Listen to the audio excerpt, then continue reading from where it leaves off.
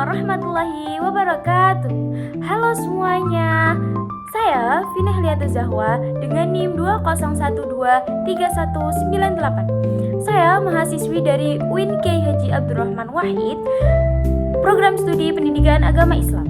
Pada video kali ini, saya akan memaparkan rancangan pembelajaran yang telah saya susun dalam bentuk rencana pelaksanaan pembelajaran atau RPP.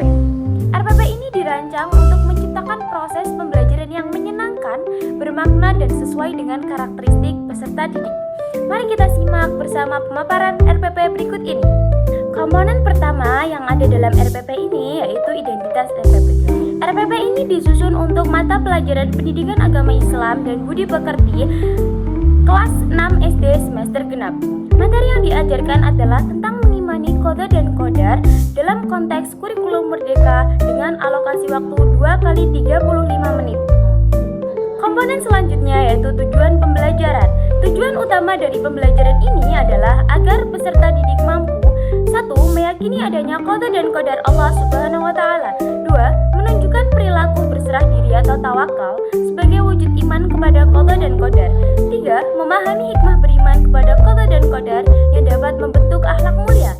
Dan yang keempat, mereka bisa memberikan contoh penerapan iman kepada qadha dan qadar dalam kehidupan sehari-hari. Komponen yang ketiga yaitu kompetensi dan capaian pembelajaran. Untuk mencapai tujuan tersebut, RPP ini memiliki beberapa kompetensi dasar atau KD dan indikator pencapaian kompetensi yang terstruktur. Misalnya, siswa diharapkan bisa menyebutkan pengertian qadha dan qadar, menunjukkan sikap tawakal, sabar, dan jujur, menjelaskan hikmah, serta memberikan contoh nyata dalam kehidupan. Komponen yang keempat yaitu materi pembelajaran. Materi yang akan disampaikan mencangkup pengertian qadha dan qadar, dalil-dalil yang berkaitan, contoh-contoh dalam kehidupan, hikmah beriman kepada qadha dan qadar, serta yang tak kalah penting, perilaku tawakal, sabar, dan kerja keras sebagai wujud implementasinya. Komponen yang kelima yaitu metode pembelajaran. Metode yang akan digunakan dalam pembelajaran ini sangat bervariasi dan berpusat pada siswa. Contohnya seperti diskusi kelompok, presentasi, tanya jawab, cooperative learning, dan penugasan individu. Selanjutnya yaitu langkah-langkah pembelajaran. Yang pertama yaitu pendahuluan dengan alokasi waktu 15 menit. Kita akan memulai dengan salam, doa, ice breaking yang menyenangkan, dan penyampaian tujuan pembelajaran. Yang kedua yaitu kegiatan inti dengan alokasi waktu 45 menit. Di sini siswa akan mengamati gambar atau video inspiratif, kemudian menanya untuk memunculkan rasa ingin tahu, kemudian menjelaskan materi secara mendalam oleh guru dan dilanjutkan dengan diskusi kelompok serta presentasi hasil diskusi. Terakhir, kita akan melakukan refleksi untuk memperkuat pemahaman. Dan yang ketiga yaitu penutup dengan alokasi waktu 15 menit. Pembelajaran akan diakhiri dengan penyimpulan materi, refleksi dan umpan balik, penugasan individu serta doa penutup. Selanjutnya yaitu penilaian. Aspek penilaian akan mencangkup yang pertama yaitu penilaian sikap melalui observasi perilaku tawakal, sabar, jujur, dan kerja keras. Yang kedua, penilaian pengetahuan melalui tes tulis. Dan yang ketiga, penilaian keterampilan melalui presentasi dan penugasan. Selanjutnya yaitu sumber belajar.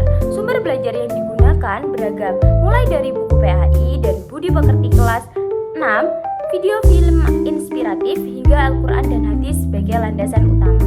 RPP ini dirancang dengan sungguh-sungguh dengan mengedepankan prinsip pembelajaran aktif, kolaboratif, dan kontekstual sesuai kurikulum merdeka. Tujuannya jelas untuk membentuk karakter peserta didik melalui pemahaman dan pengamalan iman kepada qadha dan qadar dalam kehidupan sehari-hari. Sedikit motivasi dari saya bahwa pendidikan bukan hanya soal mengejar, tetapi tentang membentuk karakter, menumbuhkan semangat, dan menanamkan nilai. Sebagai pendidik, kita punya peran yang luar biasa dalam membimbing generasi penerus bangsa. Teruslah belajar, teruslah berbagi, dan teruslah memberi inspirasi. Karena sesungguhnya, setiap langkah kecil kita dalam mendidik adalah bagian dari perubahan besar di masa depan. Semangat berkarya, semangat mendidik, dan jangan pernah lelah untuk menjadi terang bagi sekitar. Assalamualaikum warahmatullahi wabarakatuh.